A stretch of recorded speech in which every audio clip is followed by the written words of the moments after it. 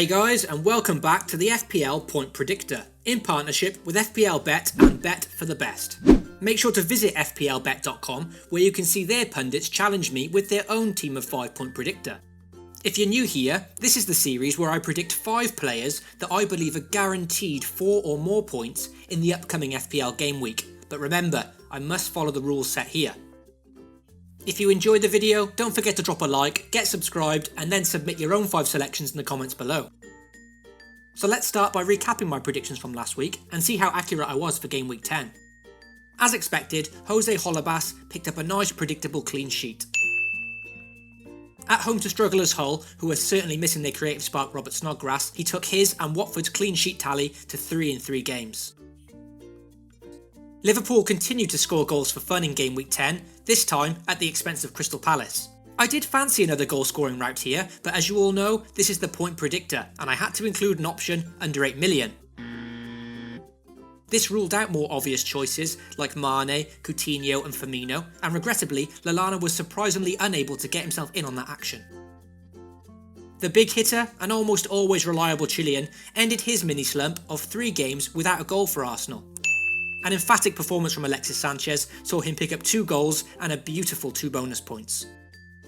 After a string of impressive performances, I fancied Bournemouth to beat Middlesbrough in Game Week 10, with Callum Wilson getting in the points. Unfortunately, this was nowhere near the case, with Borough finally getting another win under their belt in a comfortable 2-0 win. In Game Week 10, I backed Ibrahimovic to silence his critics in what looked a tantalising fixture at home to Burnley.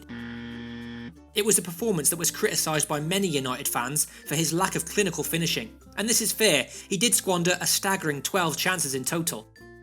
So this took my Game Week 10 tally to 2 out of 5 correct predictions, with only Holebas and Sanchez amassing 4 or more points last weekend. It's not a bad effort, but it is one less than last week's attempt, where I had 3 out of 5. So let's move quickly on to my point predictor for Game Week 11 and see if I can bump that back up to 3 or more correct predictions next week. This week, I'm going to start with my any price forward to kick off the point predictor. Aguero was the first name written down for my point predictor this week. In Game Week 10, he set out against West Brom like he had a point to prove, and boy did he prove it, with 2 exquisitely taken goals. Man City's confidence will be thriving all over the pitch after that 4-0 demolition away to West Brom, and even more so following a very impressive win against Barcelona in midweek. This surely means Sergio Aguero is an absolute banker in Game Week 11 at home to Middlesbrough. For my defensive option this week, I'm opting for Charlie Daniels of Bournemouth. When compared to last year, he hasn't offered as much of an attacking threat this season, but I'm making this choice purely for the clean sheet potential. Bournemouth's home form has been very good so far, with only 1 defeat there, and that was on the opening day of the season. They've also only conceded 1 goal at home in their last 4, so this doesn't bode well for Sunderland, who haven't scored an away goal in their last 3 attempts. And even when you take home and away out of the equation, Sunderland still only have 1 goal in their last 3 games, and that was from the penalty spot. Sunderland are looking a calamity at the moment, so I'd say there's a high probability of Charlie Daniels picking up some points this week. If you look back through Liverpool's game week history, you'll notice that every time they run riot and score 4 or 5 goals, Coutinho plays a big part in that. When they put 4 past Arsenal, he bagged 2 goals. When they put 5 past Hull, he contributed a goal and 2 assists. And last week, with 4 goals against Palace, Coutinho assisted 2 of them. This says to me that when Liverpool are on top form offensively, Coutinho is the focal point. Watford will provide a trickier test for them, with a good defensive record in recent weeks, but playing Liverpool at Anfield is a much bigger challenge than what they've faced recently. And with confidence running high, I fancy Coutinho to bag 4 or more points this week. My forward under 8 million this week goes to Charlie Austin of Southampton, who faces Hull in his next game. Granted, it is an away trip, but this is a Hull side who have conceded 20 goals in their last 6 Premier League outings. Southampton did just come off a disappointing defeat to Chelsea, and I will be keeping a close eye on their Europa League tie this evening, but regardless, I think the Saints will be too much for a Hull side who are more than struggling at the moment.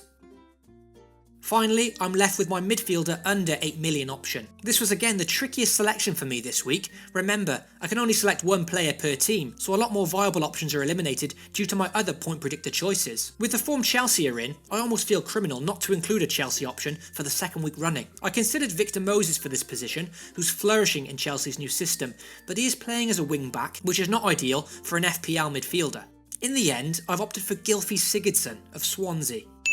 I know this choice may raise a few eyebrows, and honestly, it's a decision based mostly on gut feeling. Look, I realise Swansea have just come off a poor defeat to Stoke, and are on a pretty bad run in general, but Sigurdsson still managed an assist there, and he's an old FPL favourite, who, despite Swansea's woes, still manages to consistently pick up points. Believe it or not, he's actually averaged 5 points per game for the last 7 game weeks, which is easy to miss considering Swansea's disappointing results. It's also important to note that his most recent collection of points have come against the bigger sides, Chelsea, Man City and Arsenal, so I don't believe his next fixture against United will really faze him too much. He also boasts a very good record against United in the past, and the Red Devils themselves will still be low on confidence following their poor run of results.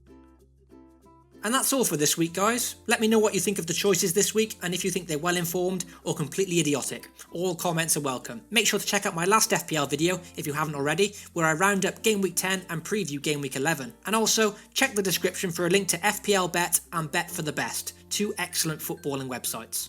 Thank you all as always for the great support and feedback. Good luck with Game Week 11 and I'll catch you all next week.